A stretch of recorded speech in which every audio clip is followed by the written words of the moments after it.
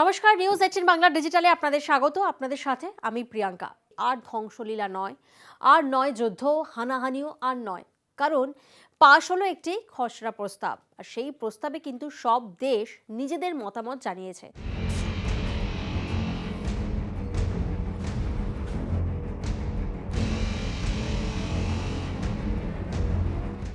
আজ আপনাদেরকে জানাবো যে অবিলম্বে গাজায় মানবিকতার কারণে যুদ্ধবিরতির দাবি করা হয়েছে, আর গাজায় সংঘর্ষ বিরতি দাবি করে রাষ্ট্রসংঘে পাশ হয়েছে একটি প্রস্তাব। পাশাপাশি সেখানে আটক সমস্ত পণবন্দীকে নিঃশর্তে মুক্তির দাবিও জানানো হয়েছে এই প্রস্তাবে, আর সেই প্রস্তাবের পক্ষে ভোট দিয়েছে ভারত। সব মিলিয়ে 153টি দেশ প্রস্তাবের পক্ষে ভোট দিয়েছে, আর ভোটদান থেকে বিরত থেকেছে 23টি দেশ। তবে বিপক্ষে ভোট দিয়েছে 10টি দেশ, যার মধ্যে রয়েছে America, Algeria, Bahrain, Iraq, Kuwait, Oman, Qatar, Saudi আরব এবং সংযুক্ত আরব আমিরশাহী যৌথভাবে প্রস্তাবটি পেশ করে। আপনারা জানেন যে প্যালেস্তাইনের সঙ্গে ভারতের সম্পর্ক দীর্ঘদিনের, আর সেই কথা জানিয়ে ভারত যে প্যালেস্তাইনের পাশেই থাকবে তাও জানান এস জয়শঙ্কর। শনিবার সন্ধ্যায় তিনি প্যালেস্তাইনের প্রধানমন্ত্রীর সঙ্গে টেলিফোনে কথা বলেন। তিনি জানিয়েছেন যে এস জয়শঙ্কর তিনি জানান যে গাজা ও সেখানের পশ্চিম তীরের পরিস্থিতি নিয়ে গভীর উদ্বেগ প্রকাশ করেছেন প্যালেস্তাইনের প্রধানমন্ত্রী, আর ভারত তাদের সঙ্গে নিয়মিত যোগাযোগ রাখবে বলেও তিনি জানান।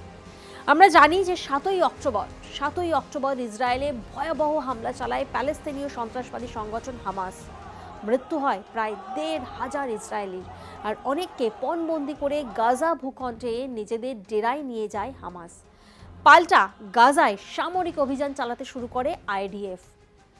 শোনা যাচ্ছে সেখানে মৃতের সংখ্যা ছাড়িয়েছে 18,400 জনেরও বেশি, এবং বহু মানুষ এখনো এই যে ধ্বংসস্তূপের ছবি দেখছেন, এই ধ্বংসস্তূপের আড়ালে কিন্তু এখনো বহু মানুষ আটকে রয়েছেন বলে মনে করা হচ্ছে। আর এমনই এক ভয়াবহ পরিস্থিতিতে রাষ্ট্রসংঘের সাধারণ পরিষদে পাশ হলো একটি খসড়া প্রস্তাব, যেখানে অবিলম্বে গাজায় মানবিকতার কারণে যুদ্ধবিরতির দাবি করা হয়েছে, আর পাশাপাশি সেখানে আটক সমস্ত পণবন্দীকে, যারা যুদ্ধে পণবন্দী ছিলেন। কিছুদিন আগে একটি ভিডিও ভাইরাল হয়, যে ভিডিওতে আমরা দেখেছিলাম কিছু বাচ্চারা টাটা করছে, তাদেরকে যখন মুক্তি দেওয়া হয় তারা টাটা করছে। সেই সব পণবন্দীকে নিঃশর্তে মুক্তিরও দাবি জানানো হয়েছে এই প্রস্তাবে, আর সেই প্রস্তাবের পক্ষে ভোট দিয়েছে ভারত।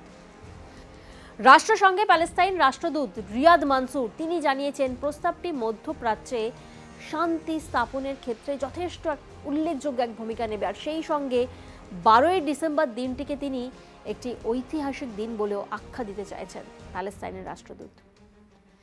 আমরাও আশা রাখবো যে যুদ্ধ থেমে যাক, শান্তি ফিরে আসুক, এবং স্বজন হারা যারা রয়েছেন তাদের দুঃখ তো কোথাও না কোথাও লাঘু করা যাবে না, কিন্তু তবেও বাকিরা যারা রয়েছেন তারা যাতে সুস্থ থাকেন, এবং সেই শান্তি কামনার্থেই কিন্তু এখন গোটা বিশ্ব।